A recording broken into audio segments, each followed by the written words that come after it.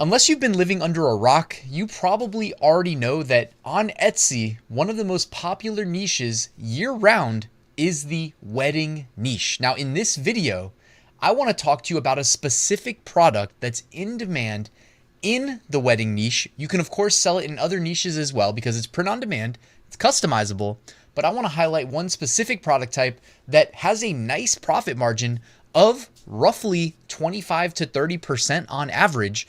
If you're offering customization, of course, which is easy to do. I'm going to show you how I would go about doing it in this video and show you how I would go about fulfilling the orders. So let's get to it. So in this video, we're using the wedding niche as an example. I mean, it's a great one. It's evergreen. It sells year round, and you can charge a premium if we're being honest. So you might be able to pad your profit margins. Here on Printful, in the home and living section of their product catalog, you can find a lot of good products to be marketed for people that are getting married, including just random gifts to give to the bridal party and groom's party, right? Products like napkin sets you could offer as customizable, like themed napkins.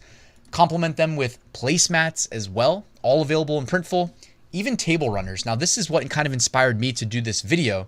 So I went on over to Etsy. I typed in table runner to the search bar here, and then I typed in the word wedding so that it's trying to refine the scope of table runners to ones that are, wedding themed, right?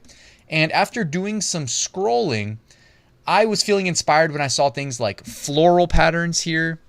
And you can see it's popular in 20 plus carts, eucalyptus designs in 12 carts, personalized runner. Here you go. $45, by the way. That's pretty darn good. That is a healthy price point. And guys, if you come up with a way of creating a templated way of doing that, which if you're offering personalization, everything should be templated in my opinion, well, there's some money to be made at that price point for sure. Looks like they're just integrating the names of the bride and groom and then of course the wedding date. So bookmark that one as well if you're taking notes. I was feeling inspired when I came across this listing. It's actually not a table runner. It is an aisle runner, but I thought, you know what? We might be able to do something with this as an idea for a wedding, okay? If you click Analyze Listing here too, Everbee is going to give us some in-depth analytics into this listing. So it's selling about 19 a month, and in 2 years, it looks like it has made a total of 565 sales. So I'm sure, the sales are going to fluctuate throughout the year. Whenever it's like peak wedding season, you're going to see more of a spike. It definitely looks like there is some interest in this though. 117 reviews as well. So that's definitely healthy. And if this is working in terms of the design, obviously the niche, we know it's a popular niche in that it's weddings. But if this design is working, we should use this as inspiration, create our own customizable design template, and then sell them on Printful as table runners, or at least fulfill them through Printful, sell them on Etsy. So what do you think? I'm going to jump on over here to Kittl. And my goal again is to create a design similar to what we just saw that can be personalized, easy. So what I'm going to do is go over here to the elements section, and they have actually a section right there for ornaments. So I'm just going to go ahead and click ornaments. Then I will expand this so you can see over my shoulder. First, we need an ornament. I would say more circular. If you guys remember that listing a second ago, where we can put the letter of the last name, presumably in the middle. Okay, so I think this one would actually be, I guess if you want like kind of more minimalist, we could do the one next to it, but I like this one right here. So let's add that, or let's add both actually, and we'll make a decision. We got the thick one and the thin one. Maybe the thin one actually might look good. So we'll do the thin one here. I'm gonna make it a little bit bigger, and right there in the middle, we'll be able to put the letter of the last name, I guess, of the groom, right? You would assume. So let's go to text, add headline, and my last name is H, so why don't we go ahead and do that. I will make this H bigger and place it in the center. Now we can change the font of that H. Why don't we do a quick scroll here in Kittl over my shoulder until we find a nice one. Maybe we do Adventurer 07 just for now. No, that's not wedding enough. This is more kind of like olden style. This reminds me of like almost like a wax seal or something like that. So why don't we leave that for now? And we can go ahead and make sure to center it. Okay. And then we can even match the color of this H to the color. And you see here in Kittl, it just says document colors. It looks at the other elements and then easily allows us in one click to match it. So how about that for a start? The next thing we need to do is put the names of the bride and groom. So here we go. Say Ryan and Marielle. I think that looks actually pretty good.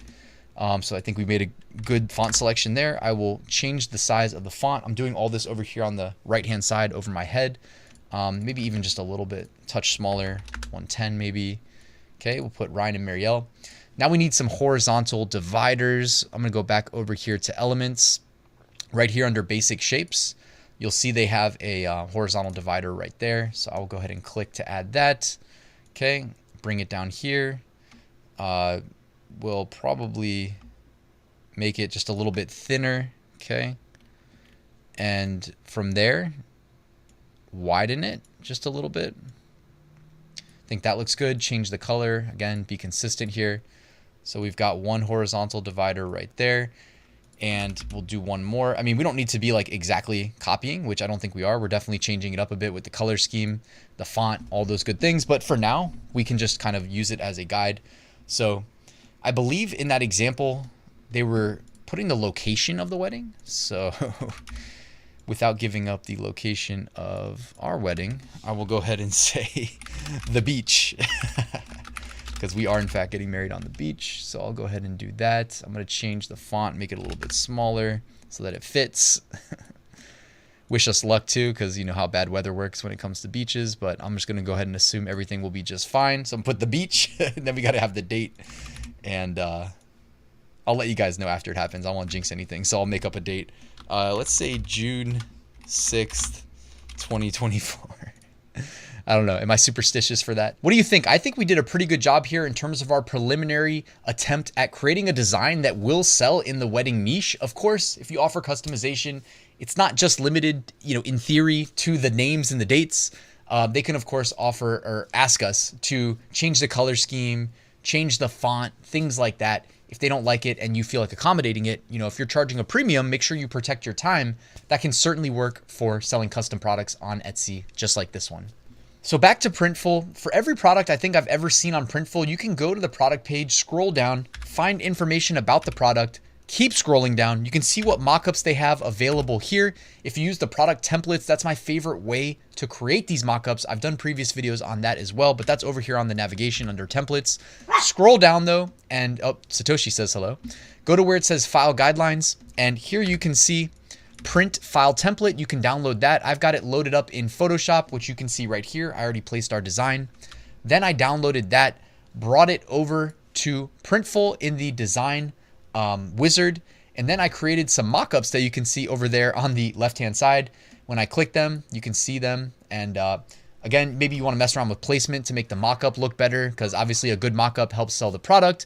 But all in all, guys, I mean, this is really what it's about. I even decided to jump on over to the product templates section in Printful to show you the additional mockups. So check these out. They're not all perfect. Some of the ones that I liked were like this one that you see over my shoulder, the top-down view that really highlights the design well. Of course, there's some, you know, cutlery on it and whatnot.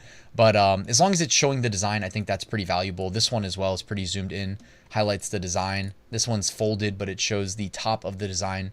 So anyways, guys, I mean, that's just another product type you can sell in a good niche. And we see from Everbee that there's already demand for this niche. Not that you needed to check the wedding niche, but it definitely helps when you're looking at kind of obscure, it's not obscure, but you know what I mean, products that aren't obvious, right? You want to go and validate them first and then also validate the niche. But guys, thank you for watching. Like I was saying, I'm learning from firsthand experience just how expensive weddings can be, and I know that's not unique to me. So if you want to sell in that niche, you can definitely charge a premium, especially for custom products like the one we created very quickly and easily, dare I say, thanks to Kittl, in this video. So of course, links to everything that I showed you will be in the description. Hope you found this helpful. Please hit that like button if you did, subscribe if you're not already, and I'll see you soon with a new video.